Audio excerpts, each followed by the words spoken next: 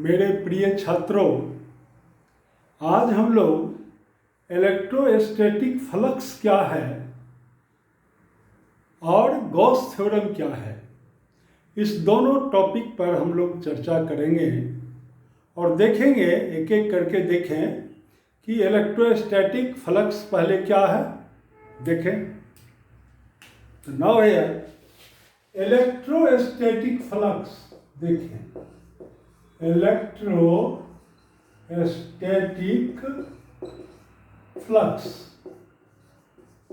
इसको जनरली हम लोग 5 लेटर से डिनोट करते हैं। इलेक्ट्रोस्टैटिक फ्लक्स को, फ्लक्स का मीनिंग होता है फ्लो। फ्लक्स मीन्स, फ्लक्स का मीनिंग होता है फ्लो से ये बना है।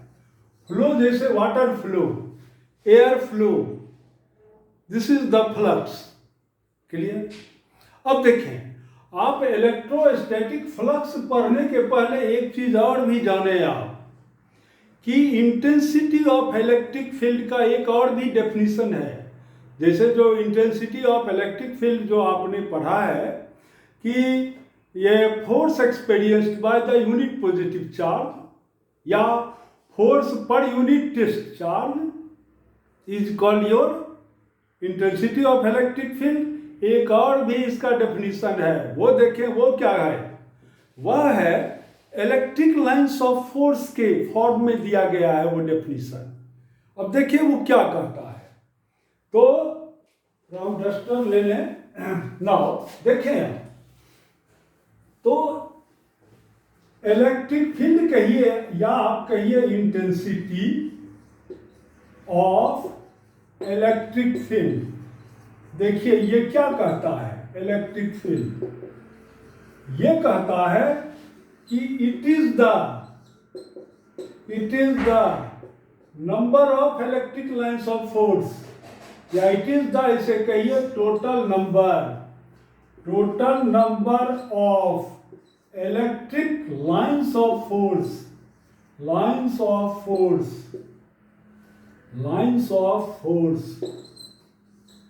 passing normally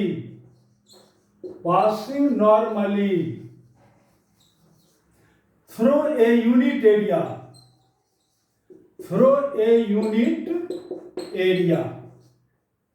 normally through a unit area। देखिए ये क्या कहता है? ये कहता है कि कोई, मान लीजिए ये हमारा यूनिट एरिया है, ये मेरा है यूनिट एरिया। क्लियर? अब देखिए, इससे कहता है कि कितना लाइंस पास कर रहा है ये, और ये जो लाइन होना चाहिए यानी एरिया पर, जस्ट उस एरिया पर परपेंडिकुलर है ये line. This is your electric lines of force. तो इसमें यानी यूनिट एरिया से कितना लाइंस है, this is called your intensity of electric field E। Clear? Therefore A area से कितना लाइंस, अगर ए एरिया हो, इसी का फॉर्म हम बढ़ा दें, यानी ए एरिया से कितना लाइंस होगा, तो ये हमारा हो जाएगा E इंटू ए। यूनिट एरिया से, जबकि इस एरिया पर इलेक्ट्रिक लाइंस ऑफ फोर्स क्या है? नॉर्मल है, यानी इसके प्लेन पर, एरिया के प्लेन पर इलेक्ट्रिक फील्ड यानी लाइंस ऑफ फोर्स क्या होना चाहिए? नॉर्मल होना चाहिए, नॉर्मली पास करे। तो this is called your total lines of force passing normally through a unit area. इसका मतलब है कि आप अगर सीजीएस सिस्टम लेते हैं तो 1 सेंटीमीटर लंबा और 1 सेंटीमीटर चौड़ा जो ये मेरा एक एरिया बनेगा, इसको भी हम कह सकते हैं यूनिट एरिया। या आप रेसा सिस्टम लेते हैं तो कहेंगे 1 मीटर लंबा और 1 मीटर चौड़ा, तो ये हो गया यूनिट एरिया। क्लियर? तो ये कहता है कि यूनिट एरिया से कितना लाइंस ऑफ फोर्स पास कर रहा है, this is called your intensity of electric field at that point. जैसे फॉर एग्जांपल देखें, यहां मान लीजिए ये कोई चार्ज है हमारा। अब आप जानते हैं कि जैसे जैसे डिस्टेंस बढ़ता है ये लाइंस ऑफ फोर्स ऐसे निकल रहा है। क्लियर? ये लाइंस ऑफ फोर्स ऐसे है, ये लाइन्स ऑफ फोर्स ऐसे है, ये लाइन्स ऑफ फोर्स ऐसे है, ये लाइन्स ऑफ फोर्स ऐसे जा रहा है। अब देखिए, अगर आप यूनिट एरिया यहाँ पर लेते हैं तो मान लीजिए इससे 3 लाइन पास किया, और इसी एरिया को हम यहाँ पर ले लेते हैं सेम एरिया को, तो यहाँ पर 1 लाइन ही पास कर रहा है। इसका मतलब है कि ए पॉइंट है, ये बी पॉइंट है। तो ए पर क्या कहेंगे? ए पर कहेंगे कि इलेक्ट्रिक फील्ड अगर E1 हो, यहाँ पर अगर इलेक्ट्रिक फील्ड E2 हो, तो हम कह सकते हैं कि E1 is greater than E2। क्यों? क्योंकि यहाँ पर ये इस एरिया से लाइन्स ऑफ फोर्स ज़्यादा पास कर रहा है, इससे कम पास कर रहा है। कोई दिक्कत नहीं है। यानी यूनिट एरिया से कितना लाइन्स ऑफ फोर्स पास कर रहा है, this is called your intensity of electric field. Clear? अब चलें, अब इलेक्ट्रिक फ्लक्स क्या कहेंगे हम? तो फ्लक्स हो गया कि किसी गिवन एरिया से, मान लीजिए ये एक एरिया हमारा है, ये एरिया है ए। क्लियर? अब देखिए, तो यूनिट एरिया से, ये हमारा यूनिट एरिया है, इससे पास करने वाले नंबर ऑफ लाइंस को हम लोग कहते हैं इंटेंसिटी यूनिट एरिया से। तो इतने एरिया से जो पास करेगा गिवन एरिया से, उसको क्या कहेंगे? फ्लक्स। तो फ्लक्स इक्वल टू क्या हो गया? E इंटू ए। मेन है कंसेप्ट में आना चाहिए, आपके ब्रेन में ये बात आना चाहिए कि इंटेंसिटी ऑफ इलेक्ट्रिक फील्ड क्या है? It is the total number of electric lines of force passing normally through a unit area. Clear? Therefore अब हम कहेंगे कि व्हाट इज इलेक्ट्रिक फ्लक्स, यहीं पर चेंज कर देंगे हम। तो इलेक्ट्रिक फ्लक्स क्या है? देखिए, इलेक्ट्रिक फ्लक्स ये क्या है? तो it is the total number of electric lines of force passing normally through a given area कर देंगे यहां पर, थ्रू ए गिवन एरिया। या यूनिट एरिया नहीं है, यूनिट एरिया ये नहीं है। देखिए ये, तो यूनिट एरिया से जो total number of electric lines of pass करता है नॉर्मली, उसको हम लोग कहते हैं इंटेंसिटी ऑफ इलेक्ट्रिक फील्ड। और उसी एरिया का फॉर्म अगर हम बड़ा कर देते हैं तो that is called your electric flux. कोई दिक्कत नहीं है यहां तक। नेक्स्ट देखिए, इलेक्ट्रिक फ्लक्स हमारा एक ये स्केलर क्वांटिटी है। अब नेक्स्ट चीज आप समझिए, it is a scalar quantity, scalar quantity है, स्केलर क्वांटिटी है। प्लस और क्या समझना है कि ये तो आपने पढ़ लिया यहां पर कि it is the total number of electric lines of force. अब इलेक्ट्रिक लाइन्स ऑफ फोर्स खुद क्या है? ये खुद ही एक इमेजिनरी लाइन्स ऑफ फोर्स है। यानी इसका यूनिट हम ऐसे नहीं कह सकते हैं कि 50 लाइन्स पास कर रहा है या 100 लाइन पास कर रहा है तो 100 उसका फ्लक्स हो गया, ऐसे हम नहीं कह सकते हैं। क्यों नहीं कह सकते हैं? क्योंकि वह एक समझने के लिए, क्लियर, समझने के लिए वो दिया गया है कि लाइन्स ऑफ फोर्स के फॉर्म में आप समझे ये चीज, लेकिन उसका यूनिट वो नंबर में नहीं होगा। ये नहीं कि 1000 लाइन पास कर रहा है, 2000 लाइन पास कर रहा है, ऐसे हम नहीं कर सकते। क्लियर? तो देखें तो हम कैसे ये करें? तो ये कहता है कि फ्लक्स इक्वल टू, हम जानते हैं कि E इंटू ए हो गया। तो इसका मतलब है कि E का जो यूनिट होगा ऐसा सिस्टम तो 2 हो सकता है। एक तो हो गया न्यूटन पर कूलम इंटू एरिया यानी मीटर स्क्वायर, एक यूनिट तो इसका ये हो गया।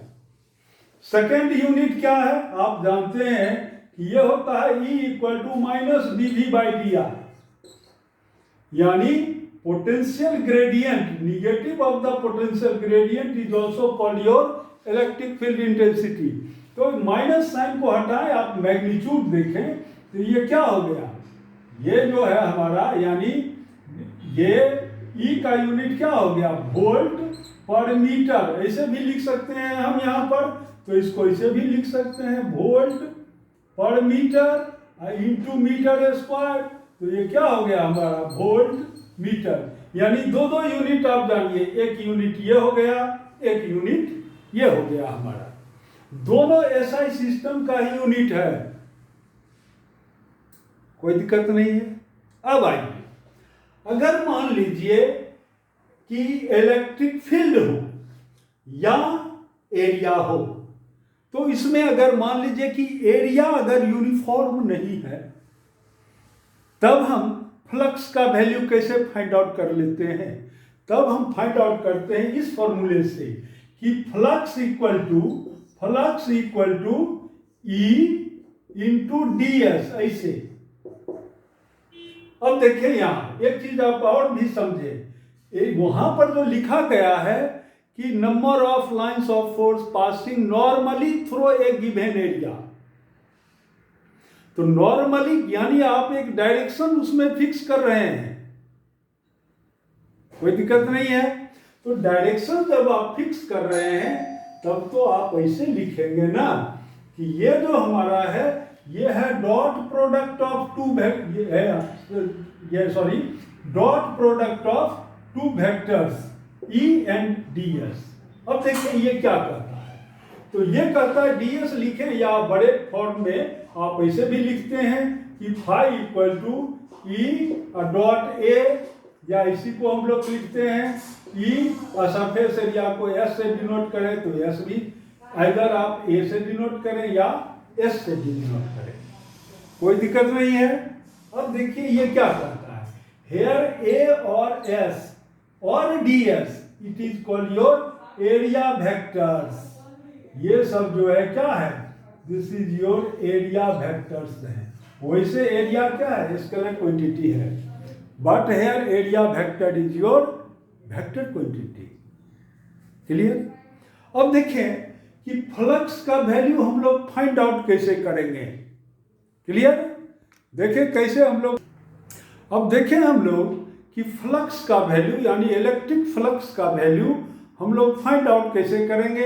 अब थोड़ा सा और मैं आपको ये बात समझा देता हूं। देखिए ये क्या कहता है, ये कहता है कि कोई भी सरफेस है, ये एक मेरा सरफेस है और इस पर इलेक्ट्रिक फील्ड का डायरेक्शन है ये ई, ये है ई, और इसका जो एरिया है वो तो ए है, लेकिन इस एरिया पर जो आप नॉर्मली आउटवर्ड डायरेक्शन देंगे ये एन, तो अब हम लिखेंगे here A equal to magnitude of area into unit vector N, this is your area vector.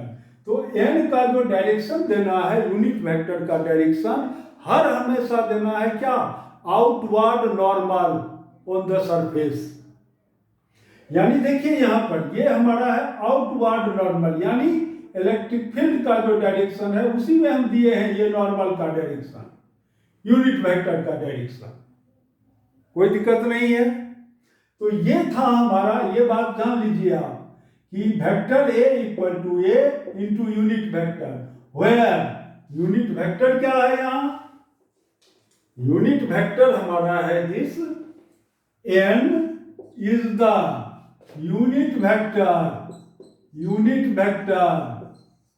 Perpendicular to the surface, perpendicular to the surface, या एरिया कहिए आप, परपेंडिकुलर टू द सरफेस कहिए या एरिया, एंड इज आउटवर्ड। देखिए ये कोई दिक्कत नहीं है। इसी फॉर्मूले को यानी ई ये सॉरी एफ ये phi equal to E dot A, या इसको इसे भी दूसरे बुक में लिखा रहता है E into S dot S, S is the area vector, A is your area vector. इसी को हम लोग डिफरेंशियल फॉर्म में ऐसे भी लिखते हैं कि ये फाई इक्वल टू यानी डी फाई, अगर बहुत नहीं कम है फ्लक्स में डिफरेंस तो डी फाई इक्वल टू क्या लिखेंगे हम, E इंटू ds, ऐसे भी। तो therefore this flux phi equal to integral और E इंटू ds। ऐसे भी फाइंड आउट हम लोग करते हैं फ्लक्स के वैल्यू को। क्लियर? अब देखें, यहां पर तो आप देख रहे हैं कि इलेक्ट्रिक फील्ड और यूनिट वेक्टर का डायरेक्शन दोनों का एक ही है, इसलिए यहां पर, और ये dot product of two vectors है, तो dot product of two vectors में आप जानते हैं A vector A dot vector B equal to क्या होता है, A B cos theta. Clear? तो इसका मतलब है कि यहां पर थीटा का वैल्यू क्या है, यहां 0 है। क्लियर? नेक्स्ट देखिए, अगर ऐसा नहीं हो तब हम क्या करेंगे कि मान लीजिए कि ये कोई प्लेन है, ये एक प्लेन है और ये इलेक्ट्रिक फील्ड है इस डायरेक्शन में E, और इस प्लेन पर इसका एरिया है A, इस स्ट्रक्चर का एरिया क्या है A।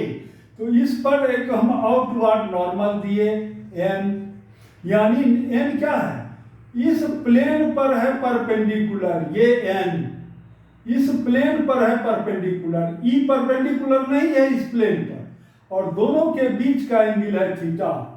अब क्या लेंगे हम, नाउ फ्लक्स यानी electric flux, flux through the surface, through the surface कितना होगा, थ्रू द सरफेस, तो फाई इक्वल टू ये अब हमारा हो जाएगा E डॉट A, तो this equal to your E A cos theta.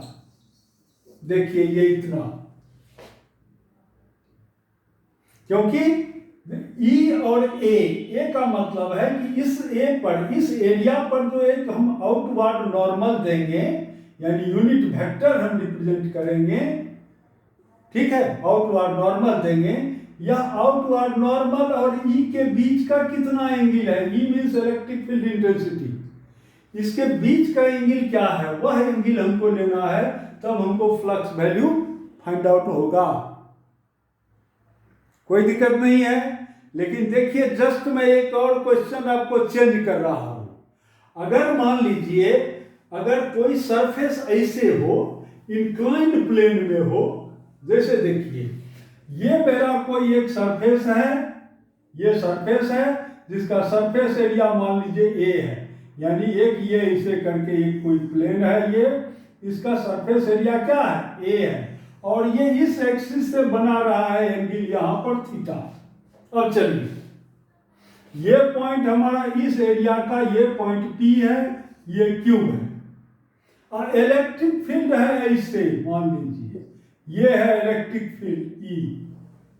अब चलिए, अब आपको कहेगा कि इस एरिया से कितना फ्लक्स होगा, कैसे फाइंड आउट करेंगे हम, यानी find flux, find electric flux through area A, area A। अब देखेंगे, अब क्या करेंगे हम, अब सिंपल मेथड है, क्या करेंगे कि यहां पर एक हम परपेंडिकुलर डाल देंगे ऐसे, यानी इस एरिया का एक एरिया मेरा ये बनेगा, ये एरिया, और दूसरा एरिया ये भी बनेगा, ये एरिया, एक एरिया ये बना और एक एरिया मेरा ये बन गया। देखिए, तो इसका एक कंपोनेंट इधर क्या होगा हमारा, ये हमारा हो जाएगा A sin थीटा, और ये कितना होगा, this is your A cos theta हो गया। कोई दिक्कत नहीं है। तो अब देखिए, इस एरिया को हम मान लेते हैं A1 एरिया, और इस एरिया को मान लीजिए हॉरिजॉन्टल में जो है, ये अब क्या हो गया हमको A cos थीटा, तो ये हमारा हो गया अब हॉरिजॉन्टल एरिया। कोई दिक्कत नहीं है। अब देखिए, अगर यह थीटा मान लीजिए हो 30 डिग्री, और ये एरिया हमारा है 2 मीटर स्क्वायर, इलेक्ट्रिक फील्ड हमारा है मान लीजिए 4 न्यूटन पर कूलम है, मान लेते हैं हम, इलेक्ट्रिक फील्ड है 4 न्यूटन पर कूलम, और ये इस डायरेक्शन में है, तो अब सभी पर इस एरिया से कितना फ्लक्स जाएगा, इस एरिया से कितना फ्लक्स जाएगा, ये फाइंड आउट कीजिए। तो हम कैसे फाइंड आउट कर लेंगे? तो देखिए ये हमारा है, ये एरिया कितना बना है, this is your A sine theta, यानी A1 का वैल्यू आपका हो गया 2 और साइन 30 डिग्री तो 1/2, तो ये हमारा हो गया 1 मीटर स्क्वायर। ये जो एरिया बना है ये बना 1 मीटर स्क्वायर। ये कितना एरिया बनेगा, A2 एरिया कितना होगा, तो ये हमारा हो गया 2 इंटू cos 30, तो दिस इक्वल टू 2 और cos 30 इक्वल टू √3/2, 2 कैंसिल, तो √3 मीटर स्क्वायर।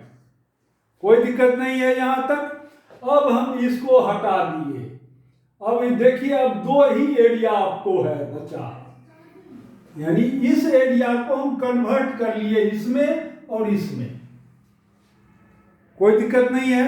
अब देखिए अब यहां पर यानी ये एरिया आपका क्या आया है 1 मीटर स्क्वायर, यानी 1 स्क्वायर मीटर, तो ये एरिया आपको आ गया A equal to 1 square metre, और ये एरिया A2 वाला आ गया है √3 स्क्वायर मीटर, और इलेक्ट्रिक फील्ड का डायरेक्शन आपका है ये। अब ये आउटर सरफेस के लिए हम ड्रॉ कर रहे हैं यहाँ पर, क्योंकि यहाँ पर क्या होगा, यहाँ पर जो आउटर सरफेस दो हो गया, एक ये सरफेस हो गया, एक ये सरफेस हो गया, तो हम सिर्फ आउटर सरफेस का ले रहे हैं। क्यों? क्योंकि एक ये प्लेन तो था ही, तो इसलिए इसको हम क्या मान लेंगे, इनर, या आप दोनों निकाल सकते हैं, ऐसा कुछ नहीं है कि हम इसके लिए फ्लक्स निकालेंगे इस एरिया के लिए। मान लीजिए ये सब फेस नंबर 1 है, ये फेस नंबर 2 है, यहाँ पर फेस नंबर ये 3 है, ये फेस नंबर 4 है इसका।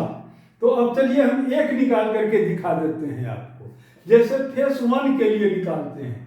तो यहाँ पर तो इलेक्ट्रिक फील्ड का डायरेक्शन ये क्या था, तो ये था हमारा 2 न्यूटन पर कूलम, और इसका एरिया जो हुआ तो ये तो बिल्कुल ऐसे हमारा हाथ देखिए, हमारा पाम देखिए, ये ऐसे है, और इस पर आपका इलेक्ट्रिक फील्ड क्या है, ये ऐसे है।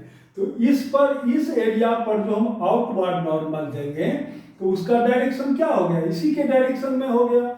इसलिए फ्लक्स थ्रो फेस 1 क्या होगा, φ1 इक्वल टू E और इंटू A और इंटू cos 0 हो गया, क्योंकि ये E और ये N दोनों का डायरेक्शन सेम है। देयरफॉर ये आपका हो गया 2 और ये हो गया 1, तो दिस इक्वल टू 2, क्या लिखे हैं हम, 2 वोल्ट मीटर, इतना। देखिए ये कोई दिक्कत नहीं है। अब चलिए ये आपका जो एरिया है नीचे हॉरिजॉन्टल वाला, क्या इससे फ्लक्स निकलेगा कि नहीं निकलेगा, तो इससे फ्लक्स हो जाएगा 0। कैसे, क्यों 0 होगा, ये देखिए इसका तो एरिया आपका हो गया है A2 इक्वल टू कितना, √3 स्क्वायर मीटर। अब देखिए यहाँ पर इलेक्ट्रिक फील्ड का डायरेक्शन है ये, इस पर आप आउटवर्ड नॉर्मल दे रहे हैं इधर, तो दोनों ये फील्ड और ये आउटवर्ड नॉर्मल दोनों के बीच का एंगल क्या हो गया 90 डिग्री, इसलिए इधर की ओर फ्लो 0 हो जाएगा। क्लियर, यानी इधर की ओर फ्लक्स हमारा क्या हो जाएगा, यानी इस एरिया के लिए देखिए, तो ये मान लीजिए कि ये 3 फेस हो या 4 फेस जो भी है, 4 हो या 3 हो, ये 5, ये 3 हो या 4 हो, 3, 4 या 3 हो, तो दोनों के लिए फ्लक्स वैल्यू हमारा हो गया E A cos 90 डिग्री, तो E हमारा है 2 और ये है हमारा √3 और ये cos हो गया 90 0, दिस इक्वल टू 0। देखिए ये यानी इस इधर की ओर, कहने का मतलब अगर एयर का फ्लो ऐसे हो रहा है तो ये एयर का फ्लो इस प्लेन के अंदर इधर नहीं जाएगा, कभी नहीं जाएगा। वाटर फ्लो अगर ऐसे हो रहा है तो ये वाटर फ्लो इस एरिया को क्रॉस करेगा, नो कि इस एरिया को करेगा। ये है फिजिक्स, यानी मैथमेटिक्स से आप फिजिक्स को समझें, कोई दिक्कत नहीं है। यानी इस एरिया से देखिए फ्लक्स क्या हो गया 0, जबकि इस एरिया से फ्लक्स कितना हो गया आपको 2 वोल्ट मीटर। देखिए ये, अब देखिए आप कहेंगे कि ये तो फ्लक्स तो नंबर ऑफ लाइंस हैं, तो यहां पर तो आप 2 लाइंस लिखते नहीं, हम यहां पर यूनिट क्या लिखेंगे फ्लक्स का, वोल्ट मीटर। वोल्ट मीटर कैसे लिखे, क्योंकि ये हमारा है E इंटू ए।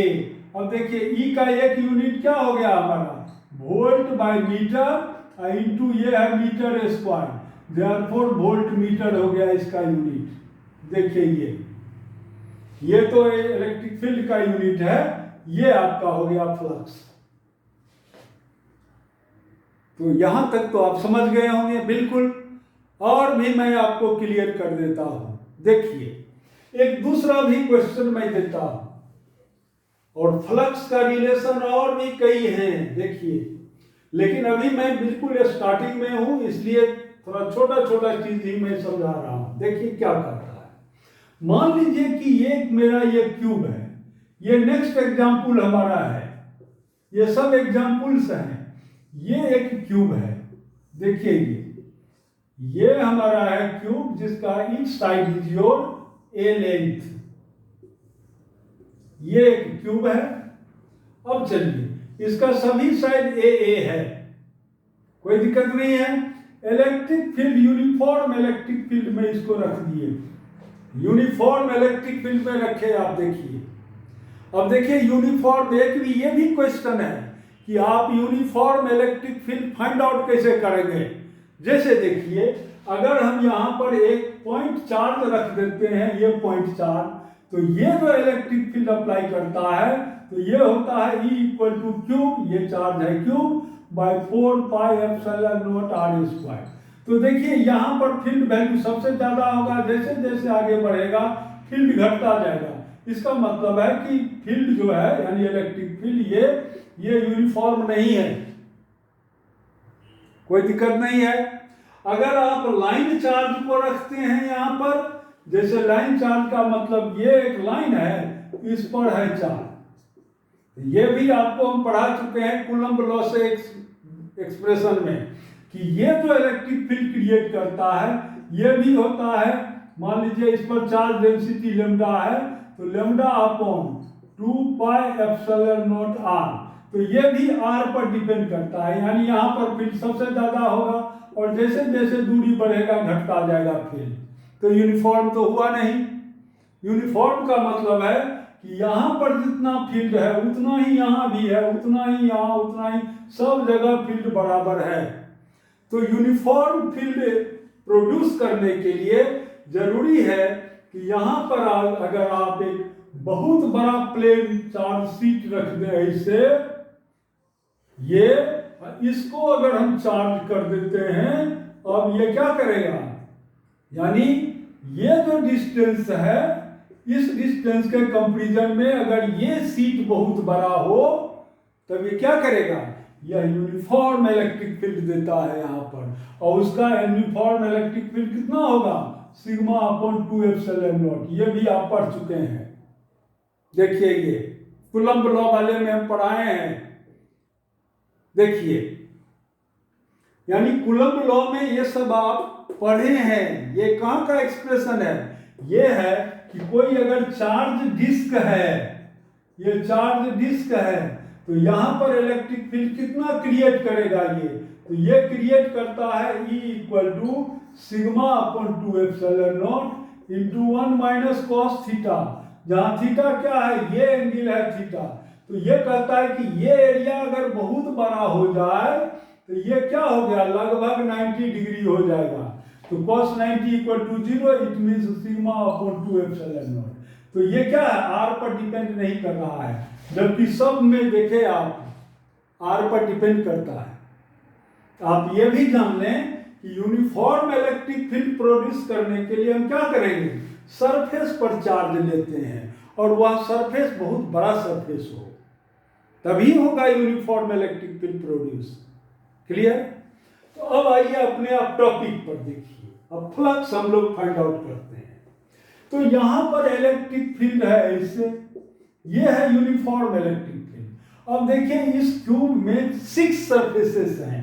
कौन कौन? ये हो गया 1 2, ये 3 4, उधर वाला सरफेस 5 और फिर ये सरफेस 6। तो प्रत्येक ये जो सरफेसेस हैं इस पर देखिए फ्लक्स थ्रो वन सरफेस। तो फ्लक्स यानी electric flux through one surface, through one first surface, through one surface, ये कितना होगा हमको? तो ये देखिए इसका एरिया कितना है? ए स्क्वायर है, क्योंकि ये सबका एरिया लेंथ है ए, इसलिए इसका एरिया क्या हो गया? ए स्क्वायर। यहाँ पर इलेक्ट्रिक फील्ड का डायरेक्शन क्या है? ये है ई। और यहाँ पर आप आउटवर्ड नॉर्मल दीजिएगा तो उसका डायरेक्शन क्या हो गया? ये हो गया। दोनों के बीच का एंगल हो गया 90 डिग्री। तो देयरफॉर फ्लक्स φ1 थ्रो सरफेस 1 में φ1 में क्या लिखेंगे हम? E into A square I into cos 90 degree, this equal to 0। देखिए यानी इस एरिया से फ्लक्स 0 हो गया। Similarly electric flux throw area 2 से देखें, यानी इस 2 से, तो यहां भी इलेक्ट्रिक फील्ड का डायरेक्शन है ये। आउटवर्ड नॉर्मल क्या होगा? ये हो गया आउटवर्ड नॉर्मल। तो दोनों के बीच का एंगल 90 डिग्री, तो यहां भी φ2 क्या हो गया? 0। अब चलिए फ्लक्स थ्रो एरिया 3, अब 3 पर देखें तो यहां पर आउटवर्ड नॉर्मल होगा इससे, तो ये इलेक्ट्रिक फील्ड और आउटवर्ड नॉर्मल दोनों के बीच का एंगल क्या हो गया? 180। तो देयरफॉर φ3 इक्वल टू क्या होगा? यहां से देखिए E into A square into cos pi, तो this equal to minus E A square. ये यूनिट अपना देते जाइए आप, ये इतना यूनिट हो गया। सिमिलरली फ्लक्स थ्रो एरिया 4, अब देखिए 4 पर, तो यहाँ एक यूनिट वेक्टर यहाँ दीजिए आप, यूनिट वेक्टर है आउटवर्ड नॉर्मल, तो ये इलेक्ट्रिक फील्ड और ये यूनिट वेक्टर दोनों के बीच का एंगल हो गया 0। देयरफॉर 4 इक्वल टू क्या हमारा हो जाएगा? ये हो गया ई ए स्क्वायर सीधा, क्योंकि ये है आपका cos 0, तो this equal to E A square. Similarly अब फिफ्थ सरफेस, उस सरफेस पे ये देखें तो 5 यानी flux on the surface fifth, पीछे वाले सरफेस पर, तो वहां भी क्या हो जाएगा? 90 डिग्री बना देगा नॉर्मल और ये इलेक्ट्रिक फील्ड का वैल्यू, तो देयरफॉर ये भी आपका हो गया 0। अब 5 6 ये एरिया पर, इस पर भी आउटवर्ड नॉर्मल आप ऐसे देंगे, इलेक्ट्रिक फील्ड है ऐसे, दोनों के बीच का एंगल हो गया 90, तो ये भी हो गया 0। देखिए तो इंडिविजुअल सरफेसेस पर हमने इलेक्ट्रिक फील्ड, ये electric flux value find out कर लिया। अब देखिए अगर हमको कहता है कि total electric flux through the cube कितना होगा, तो देखिए 0 हो जाएगा, क्योंकि टोटल इलेक्ट्रोस्टैटिक फ्लक्स तो हो गया φ1 plus φ2 plus φ3 plus so on plus φ6 तक आएगा, ये 5 6। तो देखिए ये और सब तो 0 ही है, ये है माइनस ई ए स्क्वायर, ये है प्लस ई ए स्क्वायर, ये क्या हो गया? यहाँ 0 हो गया। देखिए कोई दिक्कत नहीं है, क्योंकि ये यूनिफॉर्म इलेक्ट्रिक फील्ड में हम रखे थे। अगर यूनिफॉर्म इलेक्ट्रिक फील्ड नहीं होगा तब फिर फ्लक्स 0 नहीं होगा, टोटल फ्लक्स कैसे नहीं होगा?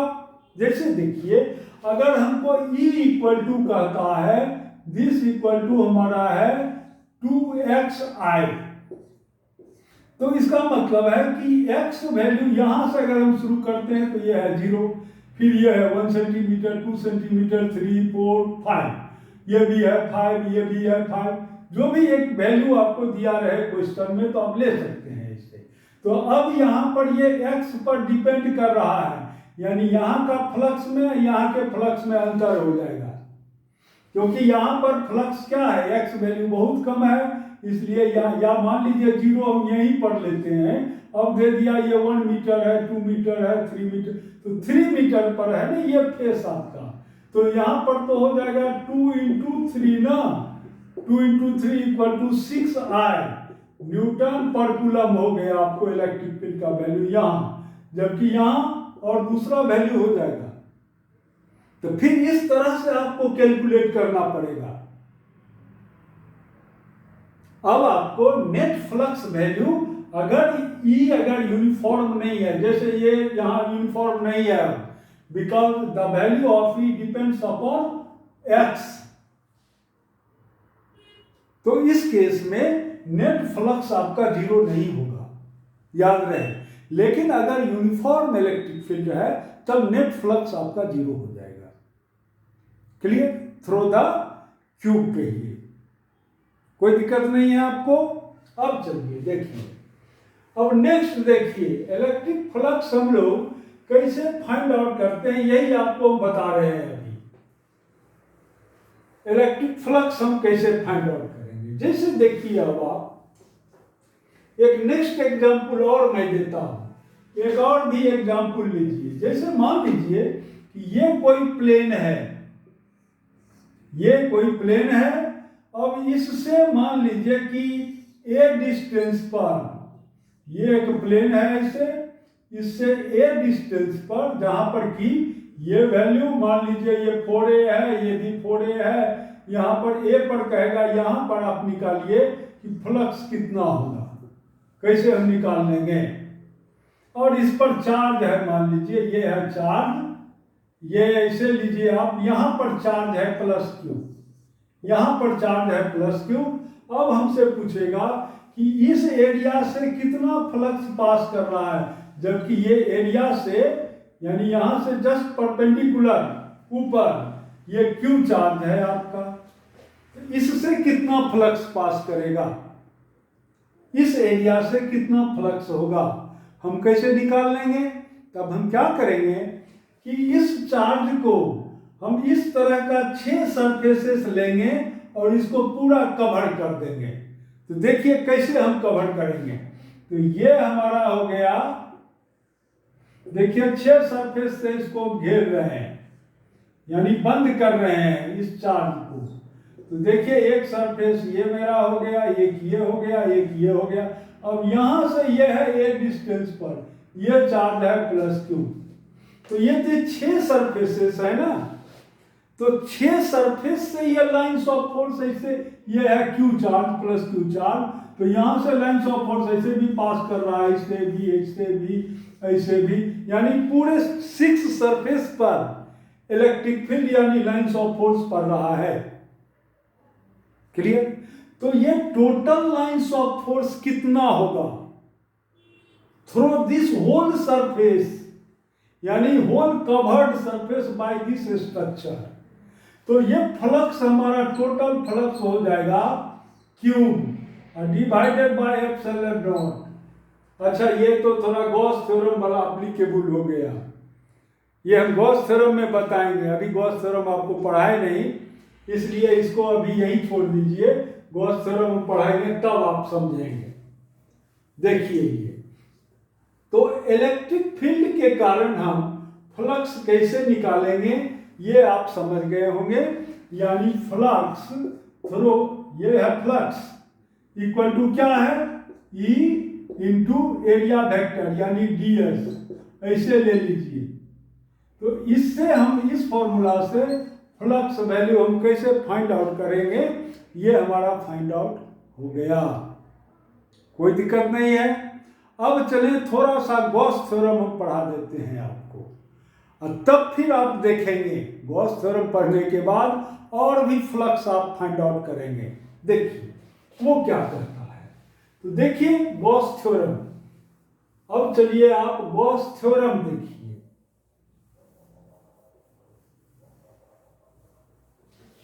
देखिए गॉस थ्योरम क्या है, Gauss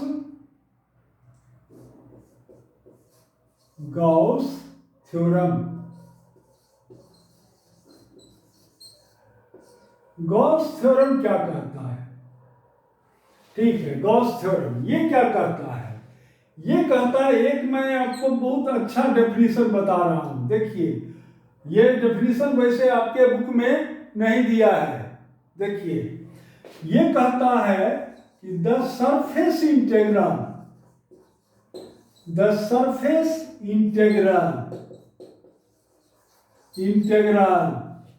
of electrostatic field, the surface integral of electrostatic field, clear. तो इसी को हम लोग कहते हैं फाई यानी फ्लक्स भी। The surface integral of electrostatic field for a closed surface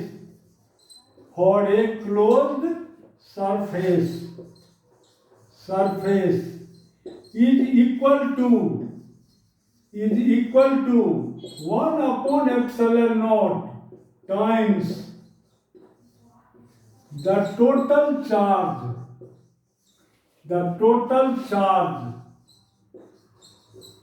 inside the closed surface,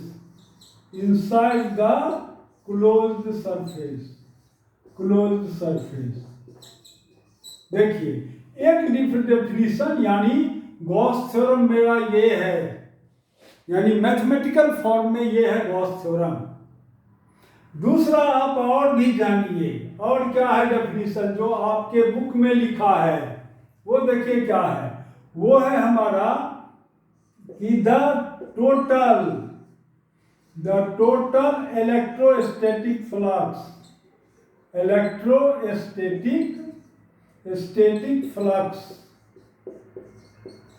for a closed surface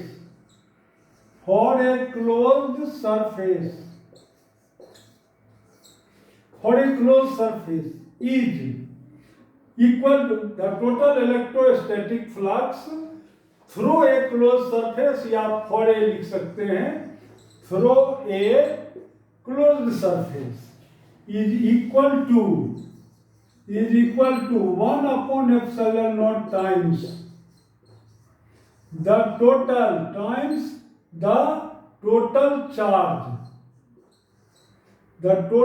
charge inside the closed surface, देखिए ये inside the closed surface। और इसको मैथमेटिकली हम लोग ऐसे लिखते हैं कि फ्लक्स इक्वल टू, देखिए क्लोज सरफेस के लिए एक राउंड कर दिए इस इंटीग्रेशन में हम, और ये कहता है E इंटू ds। अब ये क्या कहता है, ये कहता है कि total charge inside the close surface, इन माने inside the close surface, divided by epsilon, यानी 1 upon epsilon not times the total charge inside the close surface. अब देखिए here EDS the surface integral, ये है सरफेस इंटीग्रल, जबकि यहां पर अगर आप लाइन इंटीग्रल दे देंगे तो वो क्या हो जाता है, पोटेंशियल एट ए पॉइंट। देखिए थोड़ा सा डिफरेंस करेंगे, यहां पर अगर हम लिख दिए लाइन इंटीग्रल तब ये हो जाएगा potential at a point, electric potential. अगर आप सरफेस दे दिए surface integral, this is the electrostatic flux. तो ये कहता है कि surface integral of electrostatic field for a closed surface, यानी लाइन ये सरफेस इंटीग्रल है, सरफेस का हम इंटीग्रेशन कर रहे हैं, for a closed surface is called your flux and this will be equal to Q, यानी charge inside the closed surface divided by epsilon naught. तो दोनों डेफिनेशन एक ही डेफिनेशन है, एक ही तरह का, बिल्कुल सिमिलर, कोई दिक्कत नहीं है। इस डेफिनेशन को थोड़ा सा हम लोग स्टैंडर्ड डेफिनेशन मानते हैं, इसको ये भी अच्छा ही है, लेकिन ये थोड़ा मैथमेटिकल फॉर्म में है, ये उतना मैथमेटिकल फॉर्म में नहीं है, कोई दिक्कत नहीं है। अब चलिए अब इस गॉस थ्योरम को हम लोग समझें। गॉस थ्योरम क्या कहता है, देखिए जस्ट इसी, ये जो हमारा मैथमेटिक्स दिया है इसी को हमको समझना है पहले। देखिए ये क्या कर रहा है, अब फिर ये जब आप समझ जाएंगे तो फिर देखिए फिर flux value electric flux related है इलेक्ट्रिक फील्ड से, और फ्लक्स क्या रिलेटेड है, चार्ज से भी रिलेटेड है। देखिए यानी चार्ज बढ़ेगा किसी भी पॉइंट पर, यहाँ देखिए यहाँ पर अगर हम चार्ज बढ़ा देंगे तो क्या होगा, यहाँ पर आप जानते हैं electric field equal to Q upon 4πε0 r square, यानी if Q increases then E increases and when E increases then flux also increases।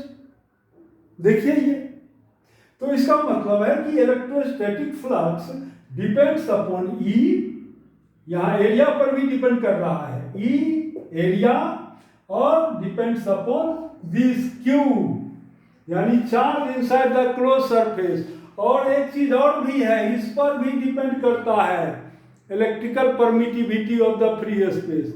अगर हम चार्ज के जस्ट बगल में या उसी चार्ज को एक डाइलेक्ट्रिक मीडियम में डाल देंगे तो फ्लक्स वैल्यू चेंज कर जाएगा। ये तो है बिल्कुल वैक्यूम के लिए, वैक्यूम या फ्री स्पेस के लिए ये फॉर्मूला है। अगर ऐसा नहीं हो तब उसमें डाइलेक्ट्रिक कांस्टेंट का वैल्यू हमको ऐड करना पड़ेगा। हम आपको दिखाएंगे अभी तुरंत, देखिए वो अभी तुरंत नहीं दिखाएंगे, पहले तो ये फ्लक्स वैल्यू हम समझा देते हैं और गॉस थ्योरम क्या है ये पहले समझ लिया। देखें तो ये क्या कह रहा है गॉस थ्योरम, ये देखिए ये कहता है हमको कि कोई भी एक ये हमारा एक ये क्लोज सरफेस है, मान लीजिए इसमें एक चार्ज है Q1, एक चार्ज है ये Q2, कोई दिक्कत नहीं है। अब ये दोनों चार्ज मिल करके एक इलेक्ट्रिक फील्ड यहां पर क्रिएट करेगा। तो ये कहता है कि यहां पर यानी ये सरफेस हमारा क्या है, S1 सरफेसेस हैं। तो अब कहता है कि इससे जो फ्लक्स बनेगा यानी इससे जो लाइंस ऑफ फोर्स निकल रहा है इसका, तो total lines of force through this surface कितना होगा, तो ये कहता है फाई इक्वल टू क्या होगा, ये Q1 प्लस Q2 यानी ये आपका this is your Q1 plus Q2 divided by epsilon not, ये होगा, इतना फ्लक्स निकलेगा इससे। देखिए ये दिस इज ये है फ्लक्स। अगर सपोज कीजिए अगर हम इसमें रख देते हैं -Q3 चार्ज भी, तब क्या हो जाएगा, -Q3 भी आ जाएगा इसमें, यानी total flux through this closed surface equal to क्या हो जाएगा, Q1 plus Q2 minus Q3 divided by epsilon naught. क्या कोई दिक्कत नहीं है, यहां तक तो आप समझ गए। अब मान लेते हैं, अच्छा वो भी डाइलेक्ट्रिक वाला बाद में बताते हैं, रुकिए। तो ये आप समझ गए यहां तक। अब देखिए एक दूसरा भी मैं आपको बताता हूं, कई बार ये कॉम्पिटिटिव एग्जाम में भी आया है कि यह एक कोई क्लोज्ड सरफेस है, ये सरफेस है S, इसमें एक ये क्लोज सरफेस है, मान लीजिए S1, ये एक क्लोज सरफेस है S2, कोई दिक्कत नहीं है। तो इसमें चार्ज है मान लीजिए Q1, ये है Q2, इसमें है हमारा Q3 माइनस Q4, ऐसे है। तब देखिए S1 सरफेस के लिए फ्लक्स कितना होगा, तो S1 सरफेस के लिए फ्लक्स वैल्यू हो जाएगा हमको Q1 plus Q2 upon epsilon not, इतना। और इस सरफेस के लिए φ2, इस क्लोज सरफेस के लिए फ्लक्स वैल्यू कितना होगा, तो ये हमारा हो गया Q3 minus Q4 divided by epsilon not, कोई दिक्कत नहीं है। अब ये देखिए S1 सरफेस क्लोज सरफेस और S2 क्लोज सरफेस, ये दोनों क्लोज सरफेस इस बड़े वाले क्लोज सरफेस के अंदर में है, तो इसलिए इस सरफेस से S से फ्लक्स कितना होगा, तो मान लीजिए ये होगा φS इस सरफेस से, तो ये कितना हो जाएगा, यानी φ1 प्लस φ2 हो जाएगा। तो अब कैसे लिखेंगे, ऐसे लिखेंगे Q1 plus Q2 plus Q3 minus Q4 divided by epsilon not, इतना फ्लक्स हो जाएगा। अब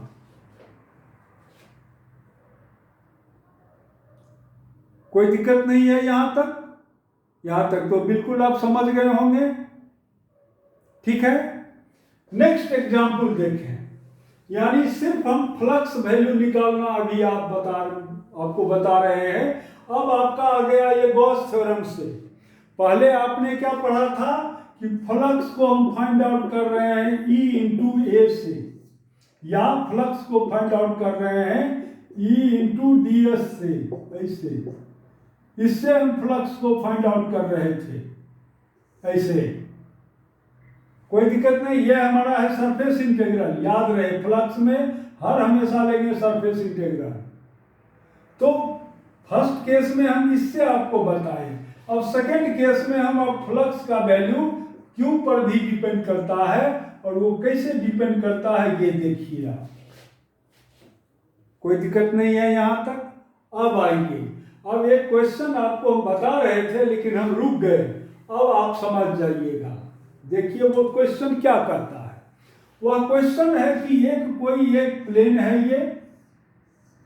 यह एक प्लेन है, इससे किसी भी हाइट पर वो मान लीजिए एक चार्ज हमको दे दिया है +q। अब कहता है इस चार्ज के कारण यहां से तो लाइंस ऑफ फोर्स पास करेगा ना इस एरिया से, तो कहता है कि टोटल फ्लक्स कितना होगा, यानी total electric lines of force passing through this area कितना होगा, नीचे ये एक्ट करेगा परपेंडिकुलरली, तो कितना फ्लक्स होगा। Flux means total normal electric lines of force, flux का यही मीनिंग होता है। तो देखें कैसे हम फाइंड आउट कर लेंगे इस एरिया से। हम क्या करेंगे, ऐसा ही 6 पीस हम लेंगे एरिया, आइडेंटिकल एरिया, और इसको हम इस चार्ज को हम इंक्लोज कर देंगे उस 6 फेसेस से। तो देखिए ऐसे हम कर देंगे कि ये मेरा हो गया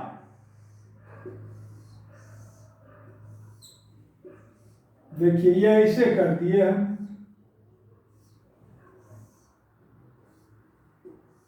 देखिए ये ऐसे हमने कर दिया ऐसे। अब यहां से ए डिस्टेंस पर हमने मान लीजिए ये है ए डिस्टेंस पर एक +q चार्ज ले लिया। तो अब देखिए ये चार्ज क्या करेगा, ये इधर भी लाइंस ऑफ फोर्स क्रिएट करेगा, इधर भी करेगा, इधर भी करेगा, इधर भी, यानी 6 सरफेसेस जो हैं 6 सरफेसेस पर ये लाइंस ऑफ फोर्स इंसिडेंट करेगा, फॉल करेगा। हमको तो फाइंड आउट करना है एक सरफेस से ना, तो अब हम क्या करेंगे, वी नो दैट, देखिए total flux through the closed surface, यानी इससे कितना टोटल फ्लक्स होगा, तो क्या लिखेंगे, क्यूब अपॉन एप्सिलॉन नॉट। तो ये तो हमारा हो गया फॉर 6 सरफेसेस से ना, 6 सरफेस से कितना फ्लक्स हुआ 6 सरफेस के लिए, इसलिए एक सरफेस से कितना होगा, तो एक सरफेस से होगा 5 तो this equal to cube by 6 epsilon naught, यानी इतना होगा फॉर 1 सरफेस, यानी फ्लक्स फॉर 1 सरफेस। देखिए ये ऐसे निकाल देंगे हम लोग, क्या कोई दिक्कत नहीं है यहां पर। नेक्स्ट देखिए वीडियो और नेक्स्ट देखिए प्रॉब्लम, आपको कहेगा फ्लक्स फाइंड आउट करो, तो देखिए कैसा कैसा क्वेश्चन देगा आपको। जैसे ये मान लीजिए कि एक हेमिस्फीयर है, ये है हेमिस्फीयर, देखिए ये। अब यहां पर एक चार्ज हमने रख दिया Q। अब कहता है कि इससे कितना फ्लक्स पास करेगा, यानी लाइंस ऑफ फोर्स इससे जो पास करेगा वो कितना होगा, ये lines of force, total lines of force, this is called your flux. तो देखिए हम क्या करेंगे, इस चार्ज को एक ऐसा ही स्फीयर से क्लोज कर दिए, तब टोटल फ्लक्स कितना हो गया, नाउ टोटल फ्लक्स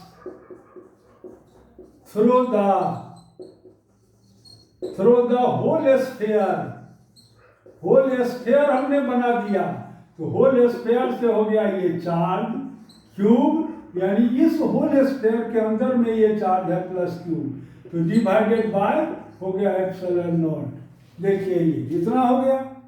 इसलिए आधा से कितना, ये तो आधा ही पार्ट है ना। Therefore electric flux through hemisphere, इससे कितना, तो flux phi dash equal to हो गया फाई अपॉन 2, यानी क्यूब अपॉन 2 एप्सिलॉन नॉट, इतना होगा। आधा हो गया सीधा। क्यों होता है ऐसा? क्योंकि ये है स्केलर क्वांटिटी, सीधा आधा कर देंगे हम, कोई दिक्कत नहीं है आपको। नेक्स्ट देखिए और एग्जांपल देखिए, जस्ट हेमिस्फीयर से ही हम दे रहे हैं। देखिए हेमिस्फीयर में भी हम ऐसा स्ट्रक्चर बना सकते हैं। नेक्स्ट देखिए, ये मेरा है एक हेमिस्फीयर ऐसे, लेकिन ये पार्ट क्लोज है इसका, ये है क्लोज। उसमें क्या था, ये खुला हुआ था। अब मान लीजिए कि एक चार्ज हम इससे जस्ट सटा हुआ, यानी यहां पर हमने चार्ज रख दिया प्लस क्यू।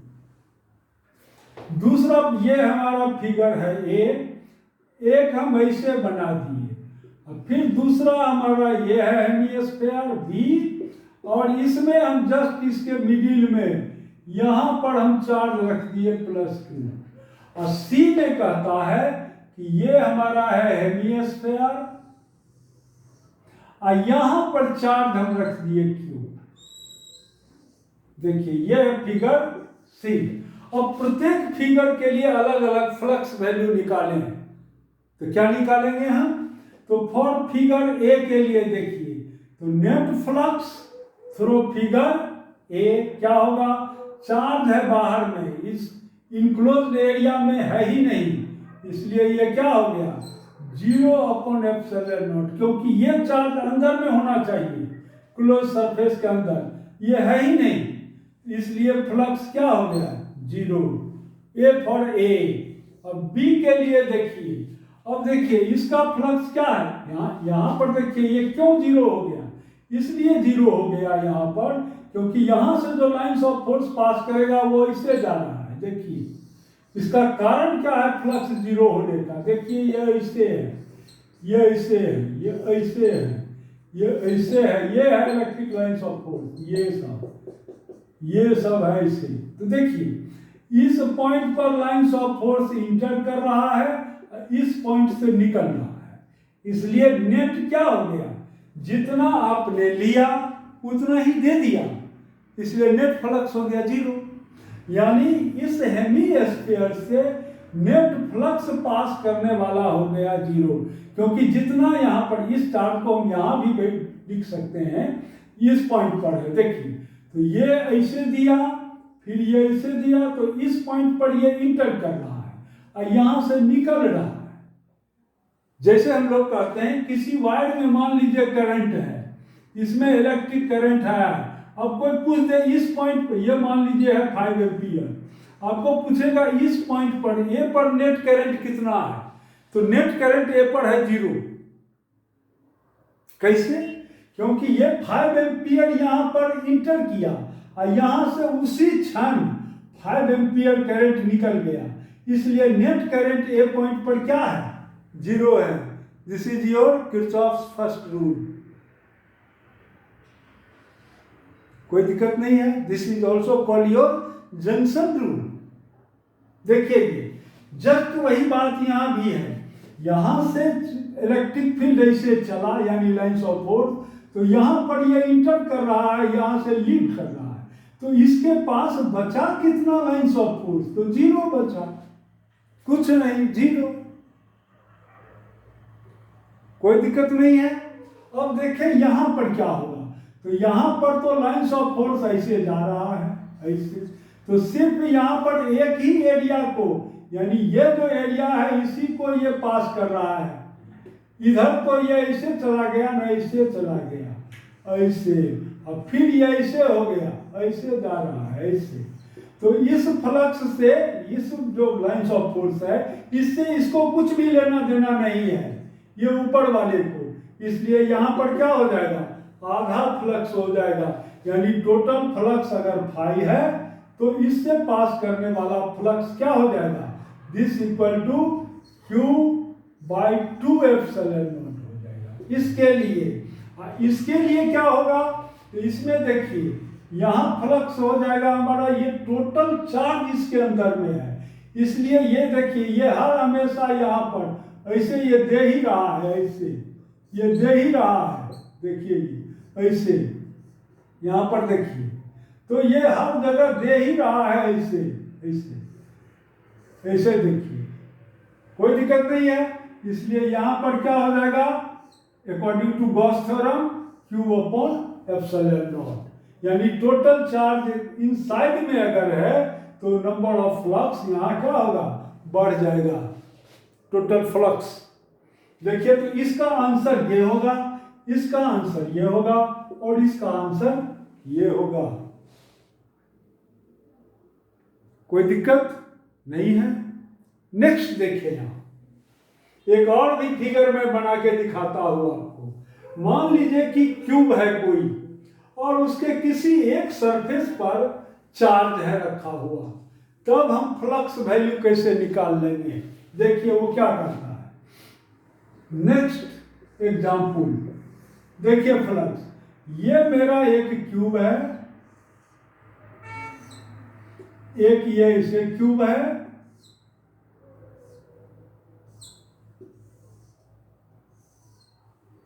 यह एक क्यूब है, इसके किसी एक सरफेस पर यहां पर है चार्ज प्लस क्यू, यहां पर। अब कहेगा इस चार्ज के कारण इससे कितना फ्लक्स पास करेगा, यानी flux means electric lines of force, कितना इससे पास करेगा इस पूरे क्यूब से। कैसे फाइंड आउट करेंगे, हम क्या करेंगे कि ऐसा ही एक क्यूब लेकर के इधर से यहां पर रख देंगे, यानी इस चार्ज को हमको किसी भी तरह से इंक्लोज कर देना है। तो देखें कैसे करेंगे हम इंक्लोज, तो ये अब ऐसा फिगर हो जाएगा,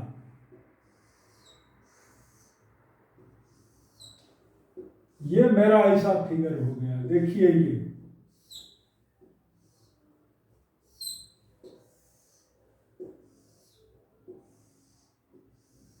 ऐसे हो गया। अब चलिए इसको इससे मिला दिए हम, अब इससे हम इसको मिला देते हैं ऐसे। अब फिर आप ले लीजिए इसको ऐसे, अब फिर इसको ऐसे कर दीजिए, यहां पर है चार्ज ये क्यूब, यानी इसी तरह का एक और क्यूब लेकर के इधर से रख दिए हम, इधर से, तो ये चार्ज क्या हो गया, इसके अंदर में हो गया टोटल चार्ज। तो देखिए इस टोटल क्यूब से कितना फ्लक्स पास करेगा, तो flux equal to net charge inside the close surface, तो क्यूब अपॉन एप्सिलॉन नॉट। इसलिए एक क्यूब से कितना फास्ट होगा, तो ये हमारा हो जाएगा 5 equal to Q upon 2 epsilon naught, यानी इसका जस्ट आधा। क्या कोई दिक्कत नहीं है, तो यहां तक तो बिल्कुल समझ में आ जाना चाहिए, ठीक है। तो ये था हमारा फ्लक्स फाइंड आउट करने का तरीका। अगर इलेक्ट्रिक फील्ड नोन हो, सरफेस एरिया नोन हो, या अगर इलेक्ट्रिक फील्ड के फॉर्म में नहीं दिया है, अगर चार्ज नोन हो, ये एप्सिलॉन नॉट नोन हो, तब भी हम फाइंड आउट कर सकते हैं, कोई दिक्कत नहीं है। अब देखिए अगर डाइलेक्ट्रिक हो प्लेट, तब कैसे हम लोग फाइंड आउट करेंगे, क्लियर। अगर डाइलेक्ट्रिक हो हमारा, नाउ इफ, नेक्स्ट देखिए हम, if charge is placed inside the dielectric medium, inside the dielectric medium of dielectric constant अगर के हो तब क्या होगा, तब हम कैसे निकालेंगे? तो हम जानते हैं कि डाइलेक्ट्रिक मीडियम के लिए मान लीजिए फ्लक्स हमारा है फाइव डैश, तो फाइव डैश इक्वल टू क्या होता है हमको, तो फाइव डैश इक्वल टू ये तो अब इलेक्ट्रिक फील्ड यानी मीडियम में electric field into D S, यही तो वैल्यू हम लिखेंगे। तो दिस इक्वल टू, अब देखिए ये कितना हो जाएगा आपको, तो ये तो ई एम यानी इसको हम लिखेंगे electric field in vacuum divided by dielectric constant के इनटू डी एस। तो दिस इक्वल टू क्या होगा, 1/k इनटू फिर लिखेंगे हम क्या, ई इंटू डी एस। अब देखिए ई into D S for the surface integral, तो ये तो हमारा है क्या, ये तो फाई है ना, यानी यही तो हमारा फ्लक्स है इन वैक्यूम, तो ये हमारा वैक्यूम में फ्लक्स डिवाइडेड बाय के। देखिए ये यानी फ्लक्स वैल्यू क्या हो गया, घट गया, यानी इलेक्ट्रिक फील्ड घटेगा, फ्लक्स घट जाएगा, कोई दिक्कत नहीं है। तो देखिए ये 5/k हो गया, यानी घट गया फ्लक्स, कोई दिक्कत नहीं है। अब देखिए एक चीज मैं और आपको बताता हूं, ये कैसे लाइंस ऑफ फोर्स कमजोर हो जाता है डाइलेक्ट्रिक प्लेट डालने से। देखिए ये कहता है कि मान लीजिए कि एक प्लेट मेरा ये है, देखिए यहां पर इस पर है पॉजिटिव चार्ज, ठीक है, और ये हमारा है निगेटिव प्लेट, यानी इस पर जैसे ही आप दूसरे प्लेट को रखेंगे यहां पर क्या कर देगा, ये निगेटिव चार्ज फॉर्म कर देगा ड्यू टू इलेक्ट्रोस्टैटिक इंडक्शन। ये आपको हम पढ़ा चुके हैं, कोई दिक्कत नहीं है। बस वीडियो मैं इसी के बाद खत्म कर रहा हूं क्योंकि 1 आवर से ज्यादा हो गया। देखिए ये तो अब यहाँ पर ये है हमारा इलेक्ट्रिक फील्ड, यानी यहाँ पर लाइंस ऑफ फोर्स ऐसे क्रिएट हो रहा है, अब बिल्कुल क्राउडेड होगा ये लाइंस ऑफ फोर्स, ये यानी ये भी एक मेटेलिक प्लेट है, ये भी मेटल है, मान लीजिए ये भी मेटल है और ये भी मेटल है, दोनों मेटल है। अब आइए और या इसको आप अर्थिंग कर दीजिए इससे, देखिए तो अब देखिए ये हमारा हो गया लाइंस ऑफ फोर्स, इससे इस बात को समझिए। देखिए ये ऐसे हो गया, और भी ये पॉजिटिव है तो ये ऐसे आएगा, ये पॉजिटिव चार्ज है तो यहाँ पर फ्रिंजिंग इफेक्ट होता है, यहाँ पर बढ़ जाता है लाइंस ऑफ फोर्स, इससे ये लाइंस ऑफ फोर्स हो गया हमारा, इससे ये ऐसे हो गया। देखिए तो यहाँ पर लाइंस ऑफ फोर्स क्या है, ज्यादा है अभी, जब एयर है तो, जब ये एयर है तो ज्यादा है। अब हम क्या करेंगे कि इस प्लेट के बीच में एक डाइलेक्ट्रिक प्लेट रख देंगे, तो अब जब हम डाइलेक्ट्रिक प्लेट रख देंगे तब क्या होगा, तो ये इस पर है पॉजिटिव चार्ज, देखिए ये है पॉजिटिव चार्ज और ये हमारा है negative charge, this is your negative charge. इसको हमने अर्थिंग कर दिया है, यानी इधर का जो पॉजिटिव चार्ज है वो सब अर्थ में चला गया, तो ये ऐसे है। अब एक डाइलेक्ट्रिक प्लेट हम यहाँ पर रख देंगे, this is your dielectric plate. अब ये क्या करेगा, तो यहाँ पर अगर है प्लस क्यू चार्ज, तो ये तो मेटल का है इसलिए यहाँ है माइनस क्यू चार्ज, लेकिन यहाँ पर चार्ज वैल्यू घट जाएगा, यहाँ पर कितना चार्ज हो जाएगा, तो मान लीजिए क्यूपी चार्ज हो गया, पोलराइज चार्ज इसको कहते हैं। यहाँ पर क्या होगा, तो ये है प्लस चार्ज इसलिए यहाँ हो जाएगा माइनस, यानी इसकी जो मात्रा है, यानी ये अगर है मान लीजिए कि 10 माइक्रोकूलम, तो ये आपका हो जाएगा 5 या 4 माइक्रोकूलम, ये घट जाएगा, यहाँ पर यहाँ आ जाएगा निगेटिव, यहाँ पर आ जाएगा पॉजिटिव, तो ये क्यूपी का वैल्यू क्या हो जाएगा, प्लस माइनस 4 माइक्रोकूलम, तो ये ऐसे आ जाएगा, ये ऐसे। और यहाँ पर आ गया है प्लस, तो देखिए ये क्या क्या करेगा, ये ऐसे है ऐसे करते हैं। अब देखिए क्या करता है, क्योंकि यहाँ पर निगेटिव चार्ज आ गया, यहाँ पर पॉजिटिव चार्ज आ गया, और ये चार्ज के कारण यहाँ पर चार्ज क्या है 10 और -10, इसलिए इधर की ओर ये फील्ड लगा। जब वैक्यूम था ये, तब मान लेते हैं कि इलेक्ट्रिक फील्ड हमारा था ये सपोज 100 न्यूटन पर कूलम।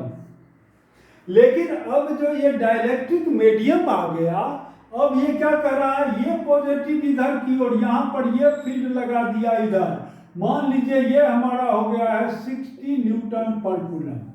तो इसके अंदर में देखिए ये है 100 न्यूटन पर कूलम और ये क्या हो गया 60 न्यूटन पर कूलम। इसलिए नेट फील्ड क्या होगा यहाँ पर, ये 100 - 60, तो ये क्या हो गया 40 न्यूटन पर कूलम। इसका मतलब है कि इस डाइलेक्ट्रिक में अंदर में लाइन्स ऑफ फोर्स घट जाएगा।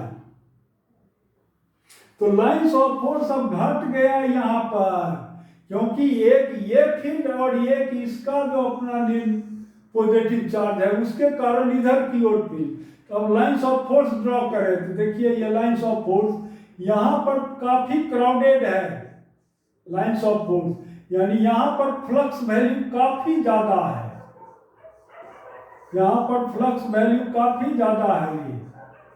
ये एयर में यहाँ भी उतना ही फ्लक्स होगा जितना यहाँ पर, उतना ही इलेक्ट्रोस्टैटिक फ्लक्स उतना ही होगा यहाँ भी।